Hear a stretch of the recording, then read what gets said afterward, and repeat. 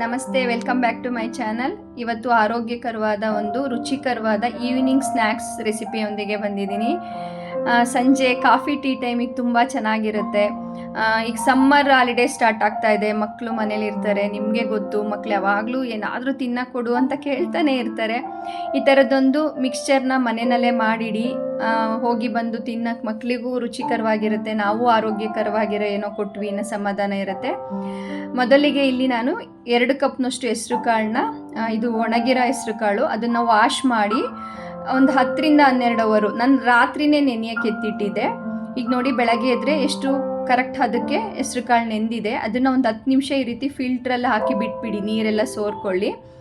ನಂತರ ಒಂದು ಬಿಳಿ ಬಟ್ಟೆ ಮೇಲೆ ಈ ರೀತಿ ಹೆಸರು ಕಾಳನ್ನ ಒಣಗಕ್ಕೆ ಬಿಟ್ಬಿಡ್ಬೇಕು. ಒಂದು 30 ನಿಮಿಷ ಬಿಟ್ಟರೆ ಸಾಕು. ಒಂದು ಅರ್ಧ ಗಂಟೆ ಈ ಥರ ಒಂದು ಬಿಳಿ ಬಟ್ಟೆ ಮೇಲೆ ಹಾಕಿಬಿಟ್ರೆ ಆ ಹೆಸರು ಕಾಳು ಮೇಲ್ಗಡೆ ನೀರಿನಂಶ ಇರುತ್ತಲ್ಲ, ಆ ನೀರಿನಂಶ ಒಣಗಿದ್ರೆ ಸಾಕು. ಯಾಕೆಂದರೆ ಅದನ್ನು ನೀರಿಗೆ ಹಾಕಿದಾಗ ಸಿಡಿಯೋ ಚಾನ್ಸಸ್ ಇರುತ್ತೆ, ಅದಕ್ಕೋಸ್ಕರ. ಈಗಿದು ಒಣಗೋ ಅಷ್ಟರಲ್ಲಿ ಇಲ್ಲಿ ನನ್ನ ಸೈಡಲ್ಲಿ 1 ಕಪ್ನಷ್ಟು ಕಡಲೆ ಹಿಟ್ಟು, 1/4 ಕಪ್ನಷ್ಟು ಅಕ್ಕಿ ಹಿಟ್ಟು, ರುಚಿಗೆ ತಕ್ಕಷ್ಟು ಉಪ್ಪು, ನಂತರ 1 ಸ್ಪೂನಷ್ಟು ಖಾರದ ಪುಡಿನ ಸೇರಿಸಿ ಮಿಕ್ಸ್ ಮಾಡ್ತಾ ಇದ್ದೀನಿ. ನೀವು ಬೇಕಂದರೆ 1 ಪಿಂಚು ಅಡುಗೆ ಸೋಡಾನ ಹಾಕೋಬೋದು. ನಾನು ಇಲ್ಲಿ ಅಡುಗೆ ಸೋಡಾ ಬಳಸ್ತಾ ಇಲ್ಲ. ಎಲ್ಲವೂ ಚೆನ್ನಾಗಿ ಮಿಕ್ಸ್ ಮಾಡ್ಕೊಂಡು ಆದಮೇಲೆ ನೀರನ್ನ ನೋಡಿ ಹಾಕ್ಕೊಳ್ಳಿ, ಹಂತವಾಗಿ ಹಾಕ್ಕೊಳ್ಳಿ. ಇದು ಚಪಾತಿ ಹಿಟ್ಟಿನದಕ್ಕೆ ಕಲಿಸ್ಕೋಬೇಕು. ತುಂಬ ತೆಳುನೂ ಕಲಿಸ್ಬಾರ್ದು, ಹಾಗಂತ ತುಂಬ ಗಟ್ಟಿಗೂ ಕಲಿಸ್ಬಾರ್ದು. ಚಪಾತಿ ಹಿಟ್ಟು ಎಲ್ಲ ಏನು ಕಲಿಸ್ತೀವಿ ಅದಕ್ಕೆ ಕಲಸಿ ಎತ್ತಿಟ್ಕೊಳ್ತಾ ಇದ್ದೀನಿ. ಇದನ್ನು ನೆನೆಯಕ್ಕೆ ಇಡಬೇಕಂತ ಏನಿಲ್ಲ, ಕಲಸಿದ ತಕ್ಷಣವೇ ಮಾಡ್ಕೋಬೋದು. ಈಗ ನೋಡಿ, ಈ ಹದಕ್ಕಿರಲಿ. ನಂತರ ಇಲ್ಲಿ ಎಣ್ಣೆ ಕಾಯಕ್ಕೆ ಎತ್ತಿಟ್ಕೊಳ್ತಾ ಇದ್ದೀನಿ, ಬಾಣಲೆಗೆ ಎಣ್ಣೆ ಹಾಕ್ಕೊಳ್ತಾ ಇದ್ದೀನಿ. ಎಣ್ಣೆ ಚೆನ್ನಾಗಿ ಕಾಯಬೇಕು. ಈಗ ನೋಡಿ, ಚಕ್ಲಿ ಒಳ್ಳಲ್ಲಿ ನಿಮ್ಗೆ ಯಾವ ಸೈಜ್ ಬೇಕು, ಇನ್ನೂ ಸಣ್ಣ ಮಿಕ್ಸ್ಚರ್ದು ಬರುತ್ತೆ, ಅದನ್ನು ಬೇಕಾದ್ರೂ ಹಾಕ್ಬೋದು. ನಾನು ಸ್ವಲ್ಪ ಬಾಯಿಗೆ ಸಿಗಂಗಿರಲಿ ಅಂತ ಸ್ವಲ್ಪ ಶಾವಿಗೆ ಎಲ್ಲ ಹೊತ್ತುತ್ತೀವಲ್ಲ, ಆ ಥರದ್ದು ನಾನು ಪ್ಲೇಟ್ನ ಹಾಕಿ ಸ್ವಲ್ಪ ಎಣ್ಣೆ ಸರಬೇಕು, ಮೆತ್ಕೋಬಾರ್ದಲ್ಲ ಅದಕ್ಕೆ.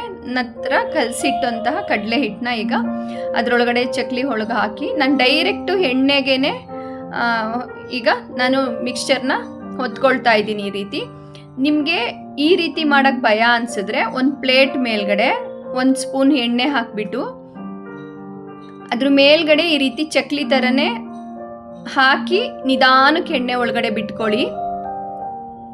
ಇಲ್ಲ ನಿಮ್ಗೆ ಎಕ್ಸ್ಪೀರಿಯನ್ಸ್ ಇದೆ, ನಾನು ಮಾಡ್ತೀನಿ ಇದೇ ರೀತಿ ಮಾಡೋಕ್ಕೆ ಬರುತ್ತೆ ಅನ್ನೋದಾದರೆ ಹುಷಾರಾಗೆ ಈ ರೀತಿ ಡೈರೆಕ್ಟ್ ಎಣ್ಣೆಗೇನೆ ನಿಧಾನಕ್ಕೆ ಹೊತ್ಕೊಳ್ಳಿ. ಅವಾಗ ಒಂದೊಂದೇ ಲೇಯರು ಬೇಯಕ್ಕೆ ಸ್ಟಾರ್ಟ್ ಆಗುತ್ತೆ. ಸಡನ್ನಾಗಿ ನೀವು ತೆಗಿಯಕ್ಕೆ ಹೋಗಬಾರ್ದು, ಕಟ್ಟಾಗಿಬಿಡುತ್ತೆ, ಮತ್ತು ಪೀಸ್ ಆಗೋ ಚಾನ್ಸಸ್ ಇರುತ್ತೆ. ನಿಧಾನಕ್ಕೆ ಒಂದು ರೇಂಜಿಗೆ ಸ್ವಲ್ಪ ಗಟ್ಟಿ ಆಯಿತು, ಫ್ರೈ ಆಗಿದೆ ಅಂದಾಗ ಇನ್ನೊಂದು ಕಡೆ ಮಗ್ಚಿ ಈ ರೀತಿ ಸುತ್ತಿಸ್ತಾನೆ ಇರಿ. ಸ್ಟಾರ್ಟಿಂಗ್ ಎಣ್ಣೆ ಚೆನ್ನಾಗಿ ಕಾದಿರಲಿ, ನಂತರ ಸ್ವಲ್ಪ ಸಣ್ಣ ಉರಿನಲ್ಲಿ ಇಟ್ಕೊಳ್ಳಿ. ಇದನ್ನು ನೆಕ್ಸ್ಟು ಈ ರೀತಿ 1 ಸ್ಪೂನ್ ತೊಗೊಂಡು ಎಲ್ಲರ ಭಾಗದಲ್ಲೂ ಒಂದೇ ರೀತಿ ಬೇಯಬೇಕು, ಆ ರೀತಿ ನೋಡ್ಕೊಳ್ಳಿ. ಈಗ ಚಕ್ಲಿ ಎಲ್ಲ ಬೇಯಿಸ್ತೀವಲ್ಲ, ಹಂಗೆ ಅದು ಗುಳ್ಳೆ ಬರ್ತಾ ಇದೆಯಲ್ಲ ಆ ಎಣ್ಣೆ ಒಳಗಡೆ, ಅದು ಬರೋದು ಸ್ಟಾಪ್ ಆಗಕ್ಕೆ ಸ್ಟಾರ್ಟ್ ಆಗುತ್ತೆ. ಅವಾಗ ಕರೆಕ್ಟ್ ಅದಕ್ಕೆ ಬೆಂದಿದೆ ಅಂತ. ಓವರ್ ಕುಕ್ ಆದರೆ ಗಟ್ಟಿ ಅನಿಸುತ್ತೆ. ಈಗ ಚಕ್ಲಿನೂ ನೋಡಿದ್ದೀರಲ್ಲ, ಕರೆಕ್ಟ್ ಅದಕ್ಕೆ ಬೇಯಿಸ್ಬೇಕು. ಕಮ್ಮಿ ಆದ್ರೂ ಮೆತ್ಕಾಗ್ಬಿಡುತ್ತೆ. ನೋಡಿಕೊಂಡು ನೋಡಿ, ಹಿಂಗೆ ಒಳ್ಳೆ ಕಲರ್ ಬಂದಿದೆ ನೋಡಿ. ಈ ಹಂತದಲ್ಲಿ ನಾನು ತೆಗೆದು ಬಟರ್ ಪೇಪರ್ ಮೇಲೆ ಹಾಕ್ಕೊಳ್ತಾ ಇದ್ದೀನಿ. ನಂತರ ನೋಡಿ, ಈಗ ಒಂದು 30 ನಿಮಿಷ ಆಯಿತು. ಹೆಸರು ಕಾಳು ಕೂಡ ಕರೆಕ್ಟ್ ಅದಕ್ಕೆ ನೀರೆಲ್ಲ ತೇವಾಂಶ ಹಾರಿದೆ. ಈಗ ಅದನ್ನು ಒಂದು ಬೌಲ್ಗೆ ಹಾಕ್ಕೊಳ್ತಾ ಇದ್ದೀನಿ. ಒಂದೇ ಸಲ ಹಾಕ್ಕೋಬೇಡಿ, ಬ್ಯಾಚ್ ವೈಸು ಈ ರೀತಿ ಜಾಲರೆಗೆ ಹಾಕಿ ಫ್ರೈ ಮಾಡ್ಕೊಳ್ತಾ ಇದ್ದೀನಿ. ಈಗ ಹೆಸರು ಕಾಳನ್ನ ಆಯಿಲಿಗೆ ಡೈರೆಕ್ಟ್ ಹಾಕಿಬಿಟ್ರೆ ಸ್ವಲ್ಪ ತೆಗಿಬೇಕಾದ್ರೆ ಕಷ್ಟ ಆಗುತ್ತೆ. ಅದಕ್ಕೋಸ್ಕರ ಈ ಥರ ಜಾಲರೆ ಇಲ್ಲ ಅಂದರೆ ನೋಡಿಕೊಂಡು ಕರೆಕ್ಟ್ ಅದಕ್ಕೆ ಬೆಂದ ತಕ್ಷಣ ಬೇಗ ತೆಗಿಬೇಕಾಗತ್ತೆ. ಈ ರೀತಿ ಇದ್ರಂತೂ ಈಸಿ. ಅದರೊಳಗಡೆ ಹಾಕಿ ಹಿಂಗೆ ಸುತ್ತಿಸ್ತಾ ಇದ್ರೆ ಸಾಕು, ಎಲ್ಲ ಕಡೆ ಕರೆಕ್ಟಾಗಿ ಬೆಂದ್ಬಿಡುತ್ತೆ. ಸ್ಟಾರ್ಟಿಂಗ್ ಹಸಿ ಅಂಶ ಇರೋದ್ರಿಂದ ಸ್ವಲ್ಪ ಈ ಥರ ನೊರೆ ಥರ ಇರುತ್ತೆ. ಮತ್ತು ದೊಡ್ಡ ಊರಿನಲ್ಲೇ ಬೇಯಿಸ್ಬೇಕು ಇದನ್ನು. ಹೆಸರು ಕಾಳು ನೆನೆಸಿರ್ತೀವಲ್ಲ, ಸ್ವಲ್ಪ ದೊಡ್ಡ ಊರಿನಲ್ಲೇ ಇಟ್ಕೊಂಡು ಹಿಂಗೆ ಮಿಕ್ಸ್ ಮಾಡ್ತಾ ಇದ್ರೆ, ಹಿಂಗೆ ತಿರುಗಿಸ್ತಾ ಇದ್ರೆ ಕರೆಕ್ಟ್ ಅದಕ್ಕೆ ಬೇಯುತ್ತೆ. ಮತ್ತು ಹೆಸರು ಕಾಳು ಬೆಂದಿದೆ ಅಂತ ಹೇಗೆ ಗೊತ್ತಾಗುತ್ತೆ ಅಂದರೆ ಲೈಟಾಗಿ ಕಲರ್ ಚೇಂಜ್ ಆಗಿ ಲೈಟ್ ವೆಯ್ಟಾಗಿ ಸೌಂಡ್ ಬರೋಕ್ಕೆ ಸ್ಟಾರ್ಟ್ ಆಗುತ್ತೆ, ಆ ಕ್ರಿಸ್ಪಿನೆಸ್ ಗೊತ್ತಾಗುತ್ತೆ ನಿಮಗೆ. ಆ ಹಂತದವರೆಗೂ ನಿಮಗೆ ಹಂಗೂ ಗೊತ್ತಾಗಲಿಲ್ಲ ಅಂದರೆ ಒಂದ್ಸಲ ಅದನ್ನು ಚೆಕ್ ಮಾಡಿ, ಯಾಕೆಂದರೆ ಅದರಲ್ಲಿ ಯಾವುದ್ರಲ್ಲಿ ಹಸಿ ಅಂಶ ಇದ್ರೂ ಮೆತ್ತಗಾಗ್ಬಿಡುತ್ತವೆ, ಆ ಕ್ರಿಸ್ಪಿನೆಸ್ ಇರಲ್ಲ. ನೀವು ನೋಡ್ತಿರ್ಬೋದು ಕಲರು ಚೇಂಜ್ ಆಗಿದೆ, ಮತ್ತು ಲೈಟ್ ವೆಯ್ಟ್ ಅನಿಸುತ್ತೆ, ಹಿಂಗೆ ಸೌಂಡ್ ಬರುತ್ತೆ ಹಿಂಗೆ ಮಾಡಿದಾಗ ಅದು ಜಾಲರೆ ಜೊತೆ. ಆ ಹದಕ್ಕೆ ನೀವು ತೆಗಿಬೇಕಾಗತ್ತೆ. ನಾನು ಹಂತವಾಗಿ ಒಂದು 2-3 ಬ್ಯಾಚಲ್ಲಿ ಬೇಯಿಸ್ಕೊಂಡೆ, ಹೆಸ್ರು ಕಾಳನ್ನ ಒಟ್ಟಿಗೆ ಬೇಯಿಸಿಲ್ಲ ನೋಡಿ. ಈ ರೀತಿ ಎಣ್ಣೆಗೆ ಹಾಕಿ ಮಿಕ್ಸ್ ಮಾಡ್ತಾಯಿದ್ರೆ ಈ ದೊಡ್ಡ ಊರಿನಲ್ಲೇ ಬೇಯಿಸ್ಕೋಬೇಕು ಇದನ್ನು, ಯಾಕೆಂದರೆ ಹೆಸ್ರು ಕಾಳನ್ನ ಹಸಿ ಇರೋದ್ರಿಂದ ಕರೆಕ್ಟ್ ಅದಕ್ಕೆ ಬೇಯುತ್ತೆ. ತುಂಬ ಚೆನ್ನಾಗಿರುತ್ತೆ, ಖಂಡಿತ ಮಾಡಿ. ಹೆಸ್ರು ಕಾಳಿಂದ ಏನು ಮಾಡಿದ್ರು ಚೆನ್ನಾಗಿರುತ್ತೆ. ಈ ಥರ ಮಿಕ್ಸ್ಚರ್ ಮಾಡಿದ್ರಂತೂ ಆ ಮಧ್ಯೆ ಬಾಯಿಗೆ ಸಿಗ್ತಾ ಇದ್ದರೆ ಹೆಸ್ರು ಕಾಳು ಆ ಮಿಕ್ಸ್ಚರು.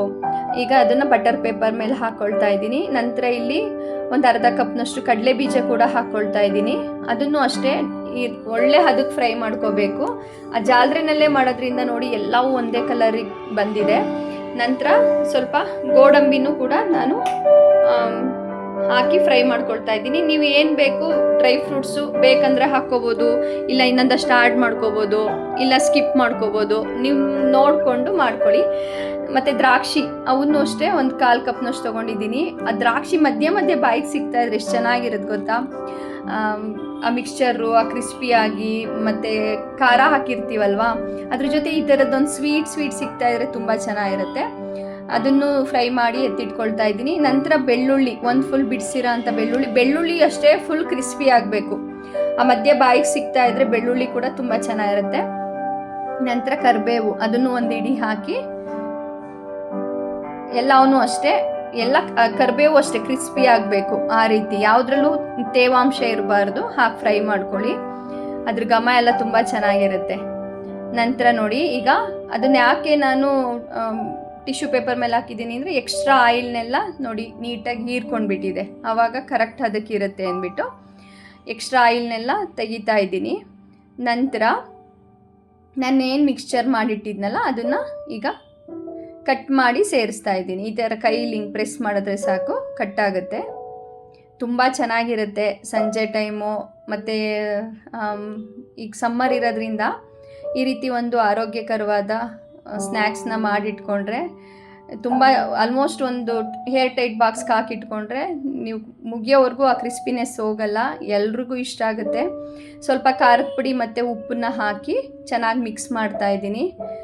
ಈ ರೆಸಿಪಿ ಟ್ರೈ ಮಾಡಿದ ಮೇಲೆ ನಿಮ್ಗೆ ಹೇಗೆ ಅನ್ನಿಸ್ತು, ಹೇಗೆ ಬಂತು, ಮಕ್ಕಳಿಗೆ ಇಷ್ಟ ಆಯಿತಾ ಕಾಮೆಂಟ್ ಸೆಕ್ಷನಲ್ಲಿ ತಿಳಿಸಿ. ಈ ಒಂದು ರೆಸಿಪಿ ಟ್ರೈ ಮಾಡಿದ ಮೇಲೆ ಮಿಸ್ ಮಾಡದೆ ತಿಳಿಸಿ. ನಮ್ಮ ಚಾನಲ್ ಕನೆಕ್ಟ್ ಆಗಿ ಸಬ್ಸ್ಕ್ರೈಬ್ ಆಗಿ. ಈ ವಿಡಿಯೋ ಇಷ್ಟ ಆದರೆ ಇದಕ್ಕೊಂದು ಹೈಪ್ ಕೊಡಿ, ಶೇರ್ ಮಾಡಿ, ಲೈಕ್ ಮಾಡಿ. ತುಂಬ ಚೆನ್ನಾಗಿರುತ್ತೆ, ಖಂಡಿತ ನಿಮ್ಮೆಲ್ಲರಿಗೂ ಇದು ಇಷ್ಟ ಆಗುತ್ತೆ ಅಂದ್ಕೊಂಡಿದ್ದೀನಿ. ಮತ್ತೆ ಒಂದು ಆರೋಗ್ಯಕರವಾದ ರೆಸಿಪಿಯೊಂದಿಗೆ ಸಿಗುವ. ಬಾಯ್.